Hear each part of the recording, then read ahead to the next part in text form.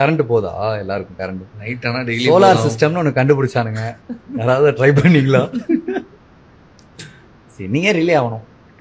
சரி, ஓகே, இவ்வளவு நாள் கரண்ட் இஷ்யூ இல்லாம இருந்துட்டீங்களா ஜாலியா? இப்போ இஷ்யூ ஆகுதா? சரி, பரவாயில்ல, ஒரு 6 மாசம் கேட்காதீங்க. என் வீட்டில் கூட கரண்ட் எடுத்துக்கோங்கன்ற நான். எனக்கு இந்த சோலார்ல இருந்து எப்படி வெயில இருந்து ஒரு 2 வயரை வச்சு ஒரு 2 மோட்டரை வச்சு எப்படி ஃபேனை கிரியேட் பண்ணி எனக்கு தெரியும். நான் பண்ணிக்கிறேன் ஜாலியா. ஓகே, சரி, நான் பேசுறது ஃபன்னியாக உங்களுக்கு தெரியும், பட் நான் கொஞ்சம் ப்ராக்டிக்கலாகவே சொல்கிறேன். தெரியலங்க என்னங்க. இப்போ அவர் நீங்கள் கேள்வி கேட்டு மட்டும் உங்களுக்கு என்ன கரண்ட் வந்துடுவாங்க போகுது? அவர் மைக்கு முன்னாடி வச்சுட்டு ஏன் இப்படி நடந்துச்சு அப்படின்னா கரண்ட் ஆன் ஆகிடுமா உங்கள் வீட்டில்? ஆகாதுல்ல. ஏன் கேட்குறீங்க? அப்புறம் ஏன் ஒருத்தனை சும்மா கேள்வி கேட்குறதே ஒரு மோட்டிவா? ஏன் இன்னும் எவ்வளோ வருஷம் கேள்வி நீங்க போட்ட ஜிஎஸ்டி காரணமாக ஹோட்டல்ல போய் நிம்மதியா சாப்பிட கூட முடியலங்க அப்படின்னு இந்த நாட்டினுடைய நிதியமைச்சரை பார்த்து கேட்டபோது, உங்களை யார் ஹோட்டலுக்கெல்லாம் போய் சாப்பிட சொன்னா, வீட்டிலே சமைச்சு சாப்பிட்டுக்க வேண்டியதானே அப்படின்னு ஒரு பதில சொன்னாங்க.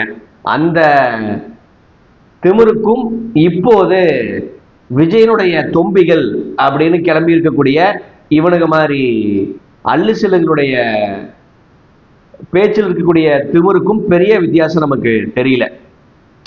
உனக்கு கரண்ட் வேணா போய் சோலார் போட்டுக்க வேண்டியதாண்டா அப்படின்னு எந்த மக்கள் விஜயை நம்பி ஓட்டு போட்டவங்களோ அந்த மக்களை நோக்கி தான் புலையண்டா கேட்கிறாப்புல.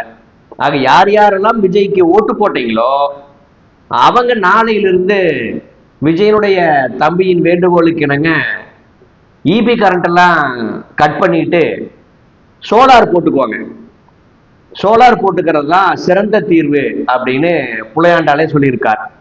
நீங்க அதை விட்டுட்டு கரண்ட் இல்லைன்னு எதுக்கு எங்க அண்ணன் பேருக்கு கெட்ட பேர் உண்டாக்குறீங்க? பேசாம சோலாரை போட்டுட்டு மூடிட்டு போங்கடா அப்படிங்கிறது தான் புலையாண்டா சொல்றார்.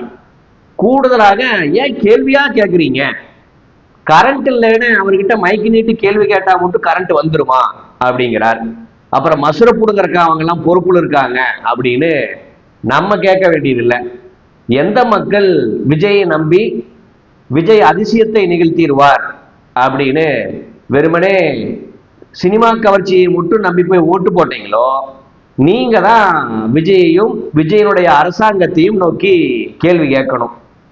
ஆக எங்களுக்கு கரண்ட் இல்லப்பா அப்படின்னு நைட்டு முழுக்க வீட்டில் வயதான பெற்றோர்கள், நோயாளிகள், குழந்தைகள், தேர்வுக்கு பரீட்சைக்கு தயாராகக்கூடியவங்க, இப்படி இத்தனை பேர் இன்னல் படுறாங்க பார்த்தீங்களா? இந்த மக்கள் இன்னலுக்குள்ளாவதோ துன்பத்துக்குள்ளாவதோ பிரச்சனை கிடையாதான். அது உங்க பிரச்சனை, அதை நீங்க தாங்கிக்கோங்க.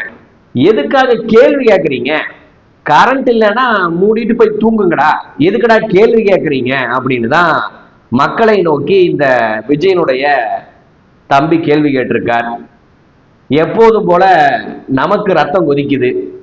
ஆனா விஜய்க்காக விஜயனுடைய ரசிகர் மோகத்தில் ஓட்டு போட்ட அந்த அப்பாவி மக்களுக்கு, ரசிக குஞ்சுகளுக்கு இதெல்லாம் கேட்டா ரோசம் வருமா? குறைந்தபட்ச மானரோசம் இருந்தா இதுக்கெல்லாம் கோவப்படணும். அல்லது இதையும் கடந்து தம்பி கேட்டுக்கொள்வது போல 6 மாசம் என்ன நடந்தாலும் பொறுத்துக்கோங்க, எதையும் கேள்வி எழுப்பக்கூடாது அப்படிங்கிறது தான் இந்த மின்சார துண்டிப்பால் பாதிப்புக்குள்ளாகக்கூடிய மக்களினுடைய நிலைப்பாடும் இதுவா அப்படிங்கிறத மக்கள் தான் தெளிவுபடுத்தணும். ஆக அந்த மக்கள் கேள்வி கேட்டெல்லாம் பிரயோஜனம் கிடையாதான். கேள்வி கேட்டாலாம் உங்களுக்கு கரண்ட் வராதான்.